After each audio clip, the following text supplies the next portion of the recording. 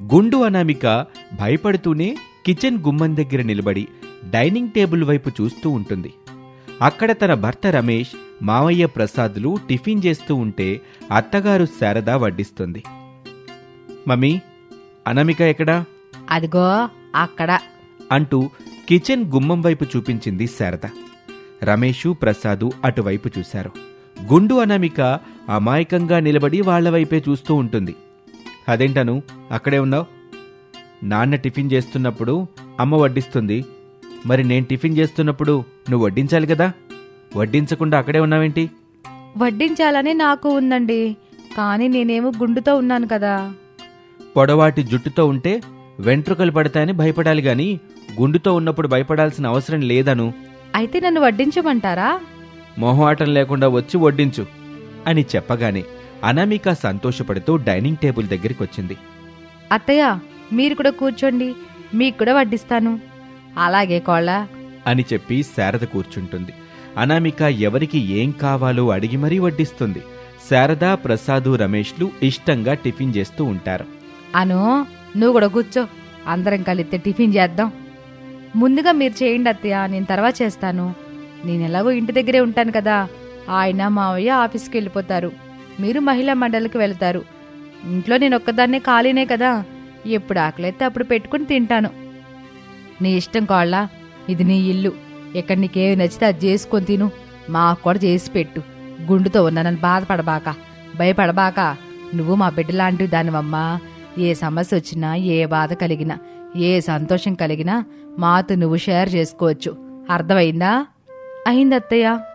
చూడమ్మా కోళ్ళ, పేరుకు నీకు అత్తమావడమే కావచ్చు, కాని నీకు అమ్మ ప్రేమ, నాన్న బాధ్యత రెండూ ఏ ఇంట్లో దొరుకుతాయి అని చెప్పగానే గుండు అనామిక చాలా సంతోషపడుతుంది. ఆలస్యం చేయకుండా వెంటనే అక్కడ్నుంచి పూజగది దగ్గరికి వెళ్ళింది. పూజగదిలో ఉన్న దేవుళ్లను చూస్తూ మనసారా దండం పెట్టుకుంది. దేవుడా, గుండుందని హేళన చేయకుండా అత్తగారింట్లో నన్ను ప్రేమించేలా చూడు తండ్రి అని వేడుకున్నా. నా కోరికను తీర్చినందుకు చాలా సంతోషం తండ్రి. మంచి అత్త మామల్నిచ్చావు, అర్థం చేసుకుని ఓదార్చే భర్తనిచ్చావు. ఎప్పుడూ మిమ్మల్ని పూజించుకుంటూ ఉంటాను, స్మరించుకుంటూ ఉంటాను అని చెప్పి అక్కడ్నుంచి డైనింగ్ టేబుల్ దగ్గరికి వచ్చింది అనామిక. అను, పెసరట్టు దోశ చాలా బాగుంది. థ్యాంక్స్ అండి. ఏమ్మా కోళ్ళ, ఒక పెసరట్టు దోశ మాత్రమే కాదు, ఈ రోజు నువ్వు చేసి మా కొడ్డించిన టిఫిన్లన్నీ అద్భుతంగా ఉన్నాయి. చూడు గుండుకోళ్ళ అని శారద అనగానే అనామిక ఏడుపు ముఖం పెడుతుంది. అబ్బా అత్తయ్య, మీరలా పిలిస్తే నేను ఏడుస్తాను, బుంగముత్తు పెట్టుకుంటాను అని అనామిక చెప్పగానే రమేష్ అదిరిపడి అనామిక వైపు చూస్తాడు. అను, నీకు దండం పెడతాను, అలక కుర్చీలో మాత్రం కూర్చోకు, ఆ కుర్చీ మీద నుంచి నిన్ను దించే వరకు నా ప్రాణం పోతుంది అని చెప్పగానే శారద నవ్వుకుంటుంది. ఏదో సరదా గట్ట పిలిచానులే కోళ్ళ, నువ్వేడవబాక, ఎట్టాంటి బొంగుముత్తు పెట్టుకోబాక, కొడుకు రమేష్ని ఇబ్బంది పెట్టబాకమ్మా అని చెప్పగానే ఇక అనామిక నార్మల్ అవుతుంది. సరదాగా అన్నారా? అయితే ఓకే అత్తయ్య. అనో, బాబుకి లంచ్ బాక్స్ పెట్టావా? పెట్టేసేనత్తయ్య, తీసుకుని రమ్మంటారా? తీసుకొచ్చాడు పెట్టు, బాబు వెళ్ళేటప్పుడు తీసుకెళ్ళిపోతాళ్లే. ఇప్పుడే తీసుకొస్తానత్తయ్య అని చెప్పి గుండు అనామిక అక్కడి నుంచి కిచెన్లోకి వెళ్తుంది. డాడీ, నేను టిఫిన్ చేయడం అయిపోయింది, నేను ల్యాప్టాప్ తెచ్చుకుంటాను అని చెప్పి రమేష్ డైనింగ్ టేబుల్ దగ్గర నుంచి వెళ్ళిపోతాడు. ఇంతలో అనామిక లంచ్ బాక్స్ పట్టుకొని డైనింగ్ టేబుల్ దగ్గరికి వస్తుంది. అత్తయ్య, ఆయన ఎక్కడా? ల్యాప్టాప్ తెచ్చుకోవడానికి వెళ్ళాడమ్మా అని చెబుతూ ఉండగానే రమేష్ తన గదిలో నుంచి ల్యాప్టాప్ తీసుకుని వచ్చాడు. మమ్మీ, డాడీ, నేను ఆఫీస్కి వెళ్తున్నాను. సరే బాబు, జాగ్రత్తగా వెళ్ళిరా. రెండూ నువ్వే చెప్తే ఇంక నేనేం చెప్పాలి శారదా? మావయ్య, మీరు టేక్ కేర్ అని చెప్పాలి. ఓకే కోళ్ళ, బాబు Ramesh, take care. Okay daddy అని చెప్పి అక్కడి నుంచి బయటున్న కారు దగ్గరికి వస్తాడు. రమేష్ వెనకాలే అనామిక కూడా వస్తుంది. శారదా ప్రసాద్తో ఇలా అంటుంది. యావండి, రాత్రి కల్లో కూడా దేవకన్య కనిపించింది. మొన్న రాత్రి కల్లో చెప్పిందే నిన్న రాత్రి కల్లో కూడా చెప్పిందా, లేదా ఏమైనా చేంజ్ చేసి చెప్పిందా శారదా? ఒక్క అక్షరం కూడా చేంజ్ కాకుండా మొన్న రాత్రి కల్లో చెప్పింది నిన్న రాత్రి కల్లో కూడా చెప్పిందండి. శారదా, గుండెతో బాధపడుతున్న నీ కోడల్ని చూడలేకపోతున్నావు కదా. నీ కోడలికి పొడవాటి అందమైన జుట్టు రావాలంటే చెరువు దగ్గర మాయా కుంకుడుకాయల చెట్టు ఉంది. ఆ చెట్టు నుంచి కుంకుడుకాయలు తీసుకొచ్చి బాగా దంచి నానబెట్టి ఆ రసంతో కోడలికి స్నానం చేయమని చెప్పు శారదా. అందమైన పొడవాటి జుట్టొస్తుందని చెప్పిందండి. అయితే ఓసారి ఆ చెరువు దగ్గరికి వెళ్ళి చూద్దామా శారదా? నేను కూడా అదే అనుకుంటున్నానండి. 2 రోజుల నుండి కోడల జుట్టు గురించి నాకు కల పడ్డం ఏంటి? ఆ కలలో దేవకనే కనిపించి చెరువు దగ్గర మాయ కుంకుడుకాయలున్నాయని చెప్పడం ఏంటి? వాటిని తీసుకొచ్చి దంచి నానబెట్టి స్నానం చేసుకోమని చెప్పడం ఏంటి? ఇదంతా ఏదో మాయలా ఉంది కదండీ. అదేమిటన్నది తెలియాలంటే మనం అసలు ఆ చెరువు దగ్గరికి వెళ్ళి చూడాలి శారదా. ఇప్పుడే వెళ్ళి చూద్దామా? నేను అనుకుంటున్నది ఏంటంటే ఈ రాత్రి కూడా ఆ కళ మళ్ళీ వస్తే రేపెళ్ళి చూద్దాం. మీరేమంటారు? నేనేమంటాను, గత 25 ఏళ్లుగా ఏమంటాను, ఇప్పుడు అదే అంటాను. నువ్వెట్లా చెప్తే అట్లాగే శారదా అని మాట్లాడుకుంటూ ఉండగా కారులో కూర్చున్న రమేష్ అనామికాని చూస్తూ, బాయను, ఫ్రీ అయ్యాక కాల్ చేస్తాను అని చెప్పి కారులో రమేష్ ఆఫీస్కి వెళ్ళిపోతాడు. అప్పుడే ప్రసాదు శారదలు కూడా బయటకొస్తారు. అను, నేను కూడా మహిళా మండల ఆఫీస్ వరకు వెళ్ళొస్తానమ్మా. సరే అత్తయ్య అని చెప్పగానే స్కూటీ మీద ప్రసాదు శారదలు వెళ్ళిపోతారు. ఇక గుండు అనామిక ఇంట్లోకొస్తుంది. డైనింగ్ టేబుల్ దగ్గర కూర్చొని టిఫిన్ తింటూ తన తల్లి సావిత్రికి ఫోన్ చేస్తుంది. పొలం దగ్గరున్న సావిత్రి ఫోన్ లిఫ్ట్ చేసి కూతురుతో మాట్లాడుతూ ఉంటుంది. అను, నిన్నందరూ బాగానే చూసుకుంటున్నారా అక్కడ? చాలా బాగా చూసుకుంటున్నారమ్మా. అత్తయ్య అమ్మ ప్రేమని, మావయ్య నాన్న ధైర్యాన్ని పంచుతున్నారు. ఇక ఆయనైతే మరింత ప్రేమగా చూసుకుంటున్నారమ్మా. నీ మాటలు వింటుంటే తెలుస్తుంది తల్లి, నువ్వక్కడ ఎంత సంతోషంగా ఉన్నావో అని. అలా అనామిక టిఫిన్ చేస్తూ తల్లితో మాట్లాడుతూ ఉంటుంది. ఆ రోజు రాత్రి శారదా ప్రసాద్లు వాళ్ళ బెడ్రూంలో పడుకొని ఉన్నారు. రమేష్, గుండు అనామిక ప్రశాంతంగా పడుకొని ఉంటారు. శారదకి కలొచ్చింది. ఆ కలలో దేవకన్య ప్రత్యక్షమైంది. కలలో శారద అయోమయంగా చూస్తూ ఉంటుంది. నేను చెప్పింది నమ్మాలని లేదా శారదా? అయోమయంలో ఉన్నాను తల్లి, ఏం చెప్పాలో అర్థం కావట్లేదు. ఒకసారి కలొస్తే కల కదా అనుకోవచ్చు. 2వ రోజు అదే కలొస్తే కొంచెం ఆలోచించాలి శారదా. ఈరోజు 3వ రోజు మళ్ళీ అదే కల. ఇప్పుడు నీకు ఏమనిపిస్తుంది శారదా? నమ్మాలనిపిస్తుంది తల్లి. ఉదయం లేవగానే మీరు చెప్పిన చెరువు దగ్గరికి వెళ్తాను. నేను చెప్పినట్టు చెయ్యి శారదా, నీ కోడలికి పొడవాటి జుట్టొస్తుంది అని చెప్పి దేవకన్య మాయమవుతుంది. అంతే, బెడ్ మీద పడుకున్న శారద ఉలిక్కిపడి కళ్ళు తెరుస్తుంది. గోడ గడియారం తెల్లవారుజాము 5 గంటల సమయం చూపిస్తుంది. అలా పూర్తిగా తెల్లారిన తర్వాత గుండుకోడలు అనామికాని తీసుకుని చెరువు దగ్గరికొచ్చింది శారద. చుట్టుపక్కల చూస్తూ ఉండగా ఒకచోట మెరుస్తున్న కుంకుడుకాయలు కనిపిస్తాయి. శారద వాటిని తీసుకొచ్చి దంచి అనామికాకి తలస్నానం చేపిస్తుంది. అలా రోజులు గడుస్తూ ఉంటాయి. కొన్నాళ్ళకి అనామికాకి మాయా పొడవాటి జుట్టొస్తుంది. ఆ జుట్టును చూసుకొని అనామిక చాలా సంతోషపడుతుంది. చాలా సంతోషం అత్తయ్య, నా జుట్టు కోసం మీరు ఎంతో సాహసం చేశారు. నీ బాధ చూడలేకపోయానమ్మా. ఏదో ఒకటి చేయాలనిపించింది. అప్పుడు నేను ఆలోచన చేస్తా ఉండగా కుంకుడుకాయలు గుర్తుకొచ్చాయి. వాటి వల్ల జుట్టు వస్తుందని, పెరిగిపోతుందని విన్నాను. అందుకే వాటిని నీకోసం తీసుకొచ్చాను. దంచిపెట్టి స్నానం చేయించాను. నాకు అమ్మ ప్రేమని చూపించారత్తయ్య. మా అమ్మ కూడా ఎప్పుడు చూడు నాకు పొడవాటి జుట్టు రావాలని అందరి దేవుళ్ళని మొక్కుతూ ఉండేది. ఇన్నాళ్ళకి అమ్మ మొర ఆ దేవుడు విని మీ రూపంలో నాకు ఈ పొడవాటి జుట్టు అదృష్టాన్ని కలిగించారు. ఎక్కడి నుంచి నీకు గుండు లేదనే విషయం మర్చిపోకూడలా. మాయ జుట్టుతో జాగ్రత్తగా ఉంటా. వెంట్రుకలు పడకుండా వంటలు మాత్రం జాగ్రత్తగా చెయ్యి. అలాగే అత్తయ్య, ఈ నా పొడవాటి జుట్టుని చాలా జాగ్రత్తగా చూసుకుంటాను. నేను చేసే వంటల్లో నా జుట్టుని పడకుండా చాలా జాగ్రత్తగా కాపాడుకుంటాను అత్తయ్య. అసలు నాకు మరలా జుట్టు వస్తుందని నేను కల్లో కూడా అనుకోలేదు. చిన్నప్పటి నుండి జుట్టు లేదని ఎంతో బాధని అనుభవించాను అత్తయ్య. కానీ మీ దయ వల్ల నాకింత పొడవాటి జుట్టు వచ్చింది. మీరు నాన్ని ఈ జన్మలో తీర్చుకోలేనత్తయ్య. నాకు తెలుసమ్మా, నీ బాధ నేను గమనిస్తానే ఉన్నాను. అందుకే నేను కూడా మీ అమ్మకులాగా అందరి దేవుళ్ళను మొక్కుతున్నానమ్మా అని ఆ రోజు నుంచి అనామిక తన మాయా జుట్టుతో జాగ్రత్తగా ఉంటుంది. అపురూపంగా చూసుకుంటూ ఉంటుంది ఆ జుట్టుని. అంతేకాదు ఆ జుట్టు వంటల్లో పడకుండా జాగ్రత్తగా పనులన్నీ చక్కబెడుతూ ఉంటుంది. అనామిక గుండుతో ఉంది అన్న బాధ ఇప్పుడు వాళ్ళింట్లో ఎవరికీ లేదు. అనామిక సంతోషంగా అత్తవారింట్లో కాపురం చేసుకుంటుంది. సాయంత్రం 5 ఎండ తీవ్రత మాత్రం ఏమాత్రం తగ్గలేదు. కోడలు అనామిక నీళ్ల కోసం తప్పదు కదా అని కుండబట్టుకుని సెలయేటి వైపు వెళ్తుంటే ఒక చెట్టు కింద ఒక ముని కూర్చుని విసనకర్రతో విసురుకుంటూ ఉంటారు. అనామిక, ఒకసారిలా రామ్మా అని ముని పిలవగానే అనామిక ఆశ్చర్యంగా ఆ ముని దగ్గరకు వెళ్ళింది. చేతిలో ఉన్న కుండను పక్కన పెట్టి వినయంగా దండం పెట్టింది. స్వామి గారికి నమస్కారం. చెప్పండి స్వామి, పిలిచారు? నీ వంటగది బాధ నాకర్థమయ్యింది తల్లి. మీరు నిజంగా గొప్పోళ్ళు స్వామి. ముందుగా నా పేరు పెట్టి పిలిచారు. ఇప్పుడేమో నేను పడుతున్న బాధ గురించి చెప్పారు. మీకు చాలానే మహిమలున్నాయి. ఎన్ని మహిమలున్నా ఏం లాభం తల్లి? ఏ ఒక్క మహిమని మాకోసం మేము ఉపయోగించుకోలేం కదా. అలా ఎందుకు స్వామి? మాకున్న మహిమలన్నీ మానవలోకంలోని మంచితనం కోసమే వాడాలి తల్లి. అవునా స్వామి? అవునమ్మా. అయితే స్వామి, నా వంటగది బాధ తీరే మార్గం చెప్పరు? నీది మామూలు బాధ కాదు తల్లి.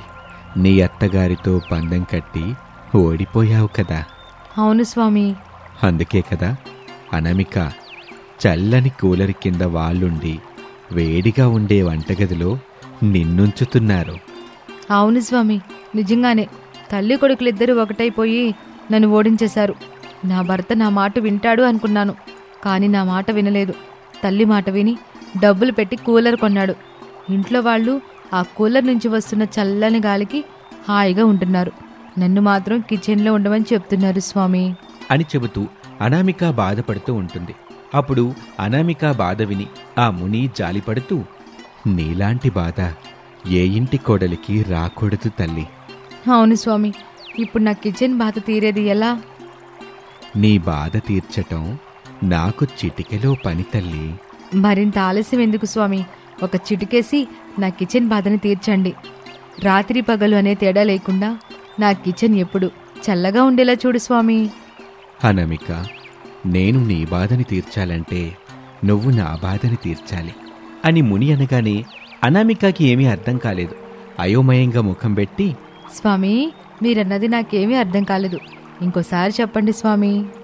నువ్వు విన్నది నిజమే తల్లి.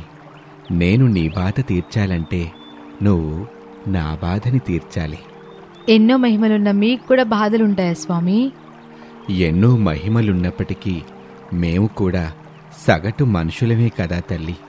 అందుకే మాకు బాధలుంటాయి. ఆ బాధకి కన్నీళ్ళొస్తాయి తల్లి. నిజమే స్వామి. ఇంతకీ మీ బాధ ఏమిటి స్వామి? ఏముంది, ఎండాకాలం తల్లి అని ముని చెప్పగానే అనామిక అసహనంగా ముఖం పెట్టి, సరిపోయింది స్వామి. నా బాధ ఎండాకాలం, మీ బాధ ఎండాకాలం. నా బాధని మీరు చిటికెలో తీరుస్తానని అన్నారు. కానీ నేను ఎన్ని చిటికెలేసినా, ఎన్ని యుగాలు తపస్సు చేసినా, ఎన్ని పుణ్యాలు చేసినా మీ ఎండాకాలం బాధని తీర్చలేను స్వామి. తొందరపడకు తల్లి, బాగా ఆలోచించు. ఒక పగటిపూట మాత్రమే నేను కావాలనుకున్నప్పుడు చల్లగా ఉండేలా ఏర్పాటు చేస్తే నీ వంటగది బాధని చిటికెలో తీర్చేస్తాను. పగటిపూట మీరు అనుకున్నప్పుడు చల్లగా ఉండేలా ఏర్పాటు చేయాలా? ఎలా? ఎలా అని నన్నడిగితే ఎలా తల్లి? నువ్వే ఆలోచించు. నీకు వచ్చిన ఆలోచన గురించి నాతో చెప్పు. అది నాకు నచ్చితే అప్పుడు నువ్వు ఏర్పాటు చెయ్యొచ్చు అని ముని చెప్పగానే అనామిక ఆలోచించటం మొదలుపెట్టింది. అలా ఆలోచన చేస్తూ సెలయేటి గట్టు వరకు వెళ్ళి మళ్ళీ తిరిగి ముని దగ్గరకు వచ్చింది అనామిక. అలా అక్కడక్కడే తిరుగుతూ ఉండేది. సరిగ్గా అప్పుడే ఇంట్లో కూలర్ వేసుకొని అందరూ కూర్చొని టీవీ చూస్తూ ఉంటారు. నానమ్మ, నేనెళ్ళి నీళ్లు తాగేసొస్తాను అని కిచెన్లో ఉన్న ఫ్రిడ్జ్ దగ్గరికి వచ్చాడు హరీష్. కిచెన్లో ఉన్న తల్లి అనామిక కోసం చూశాడు. కానీ అనామిక ఎక్కడా కనిపించలేదు. నీళ్లు తాగి ఫ్రిడ్జ్లో బాటిల్ని పెట్టేసి శారద దగ్గరికొచ్చాడు. నానమ్మ, మమ్మీ కిచెన్లో లేదు నానమ్మ. నేల కోసం వెళ్ళిందిలేరా, నువ్వు సినిమా చూడదా అని చెప్పగానే హరీష్ ఏమీ మాట్లాడకుండా సినిమా చూస్తూ ఉంటాడు. సరిగ్గా అదే సమయంలో ముని దగ్గర అనామిక ఉండి ఇలా అంటుంది. స్వామి, నీ మహిమలు మీకోసం కాకుండా మా కోసం వాడుకోవచ్చు కదా. అవును తల్లి, కానీ 3 అవకాశాలుంటాయి. బాగా ఆలోచించుకుని అడుగు. స్వామి, ఇప్పుడు నేను నా కిచెన్ బాధని తీర్చమని అడగడం లేదు. మీ బాధని తీర్చడానికి నా కోసం నేను మిమ్మల్ని అడుగుతున్నాను. నాకు అర్థమైంది అనామిక, అడుగు తల్లి. స్వామి, నీళ్ళల్లో మునిగిపోకుండా గొడుగున్న ఒక పడవ కావాలి అని చెప్పగానే సెలయేటి ఒడ్డున గొడుగున్న పడవ ప్రత్యక్షమవుతుంది. అది చూసి అనామిక చాలా సంతోషపడుతుంది. అప్పుడు స్వామీజీతో ఇలా అంటుంది. స్వామి, మీరు పగటిపూట నీళ్లు మునిగిపోకుండా నీళ్ళల్లో తేలియాడుతూ ఉండే గొడుగు పడవలో మీరుండండి. నీళ్ళల్లో ఎప్పుడు ఉంటారు కనుక మీకు ఎండ కొట్టదు. ఎప్పుడు చూడు మీరు చల్లగానే ఉంటారు. అంతలాగా ఉడుకుపోత కూడా మీకుండదు.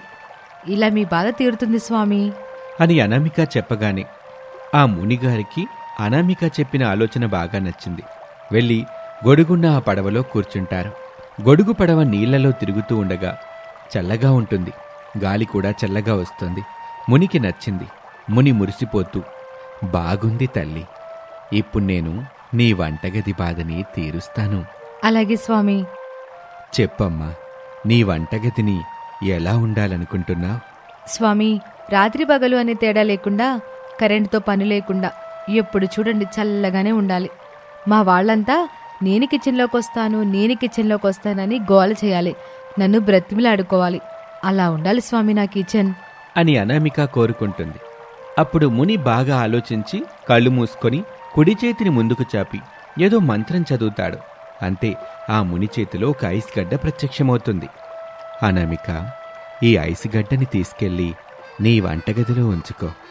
అప్పుడు నీ వంటగది మొత్తం ఐస్ వంటగదిలా మారిపోతుంది. నువ్వు అడిగినట్టు కరెంటుతో సంబంధం లేకుండా ఎప్పుడూ చల్లగా ఉంటుంది. అసలు ఐస్ ఏమాత్రం కరగదు అని చెప్పి తన చేతిలో ఉన్న ఐస్ గడ్డని అనామికకిస్తాడు. అనామిక ఆ ఐస్ గడ్డ తీసుకుని సంతోషపడుతూ, స్వామి, నేను వద్దనుకుంటే మొత్తం పోతుంది కదా? అవును అనామిక, నువ్వు వద్దనుకుంటేనే పోతుంది. కానీ రమ్మని పిలిస్తే మాత్రం మళ్ళీ రాదు. అది బాగా గుర్తుపెట్టుకో. ఇక నీ అవకాశాలైపోయాయి, ఇక సెలవు అని చెప్పగానే ముని కూర్చున్న గొడుగు పడవ సెలయేటిలో అటు ఇటూ తిరుగుతూ ఉంటుంది.